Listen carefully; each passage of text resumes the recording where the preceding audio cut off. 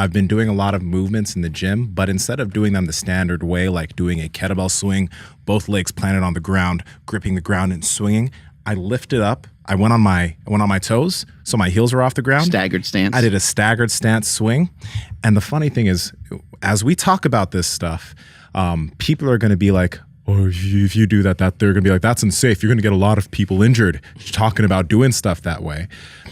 Because within lifting culture, everything has been done one way. You squat with your heels planted on the ground. Potentially you have Olympic lifting shoes, but your knees come out, heels planted on the ground. You do all these movements, heels planted on the ground for safety.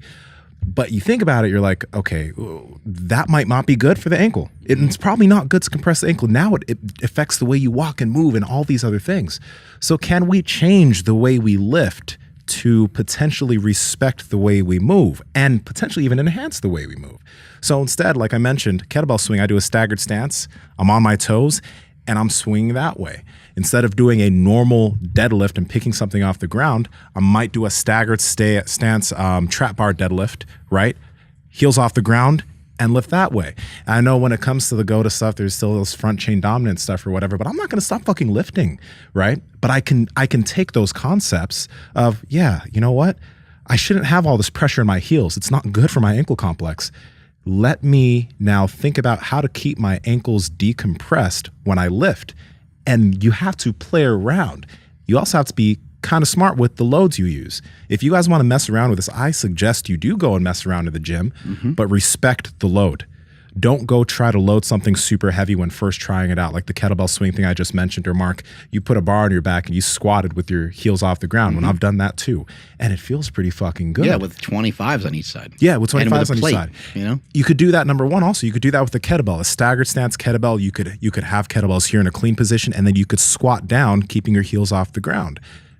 But respect load, and I think that's one concept that all of us have been utilizing and changing with the way we lift. We still lift. I still fucking love lifting every single day.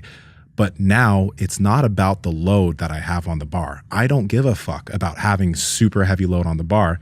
What I mainly care about is movement quality and being able to go through a good range of motion while keeping good movement quality. But that's a hard thing when what you see with a lot of people is like how heavy they can load a specific bar, how much weight they can do with the movement. When that's the focus, you get yourself into really dangerous, murky territory with injury. But if you instead focus on movement quality and what you're doing, the way you're moving with the load, you should probably be okay. And you mentioned Olympic lifting shoes. You know, what are Olympic lifting shoes? They're a mitigator for bad form and bad technique. Yeah. What would be the best way to mitigate an Olympic lift other than not doing it? The best way to mitigate an Olympic lift would be to do it barefoot and allow yourself to, and people might be like, your feet might not move around really well. Well, it might be hard to move around on some of the surfaces, but usually they have kind of like a wood surface. So you might have to be careful because your legs might slip if you get sweaty or if the platform gets wet at all. Oh, yeah. You might end up with with getting screwed over on something like that. But you want to be able to move your feet and to be able to express all the things that your feet can do. And your feet are a massive part of that Olympic lift. Power Project fam, this episode is brought to you by Vivo Barefoot Shoes. We've been wearing these shoes for almost a year now. They're flexible.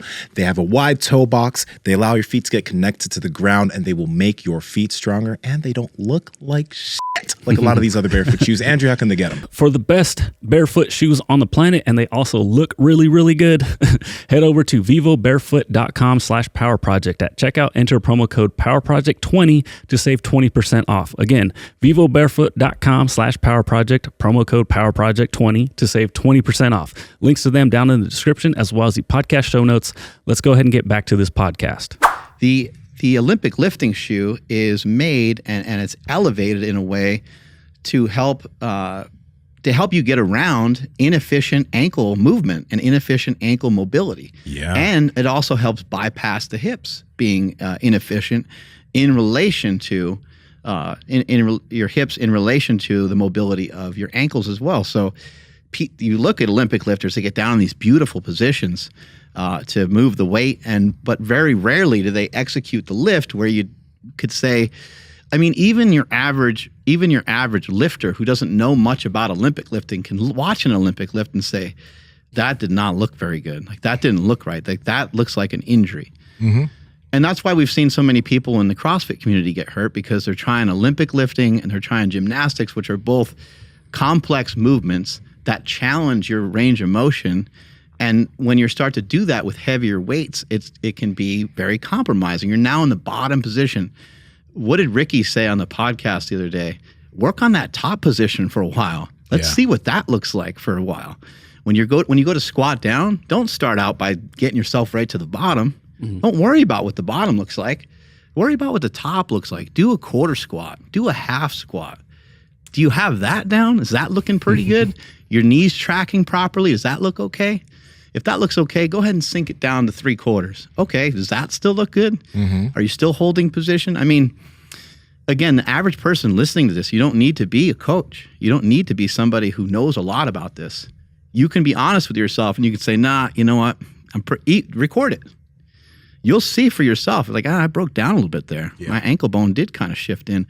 And I hate being too much of a stickler for form. But when we're talking about starting to overload your body and you're starting to talk about lifting more and more weight, you got to be more and more cautious the higher up that you go and with the range of motion that you have.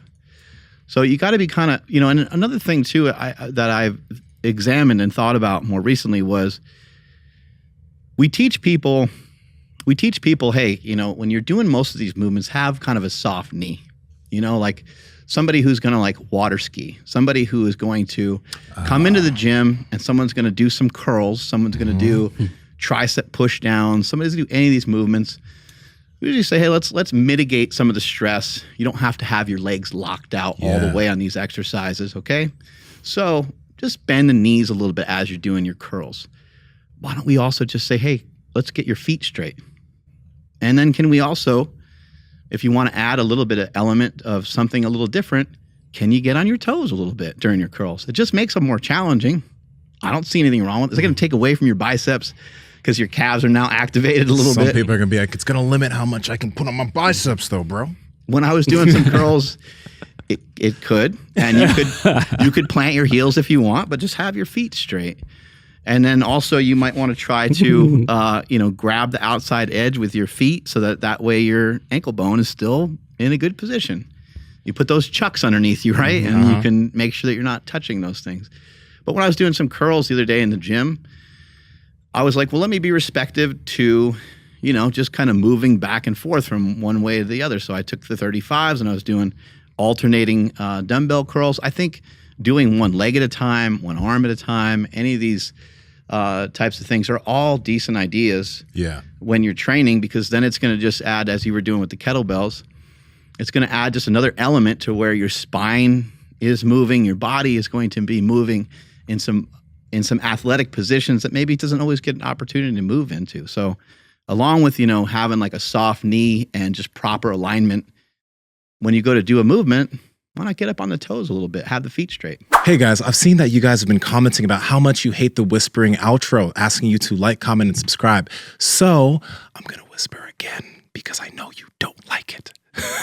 So hey, I know we're bringing you some good content. So like, comment, subscribe, and share it with some friends so we can all help each other out. And maybe I'll stop whispering in your ear. Bye.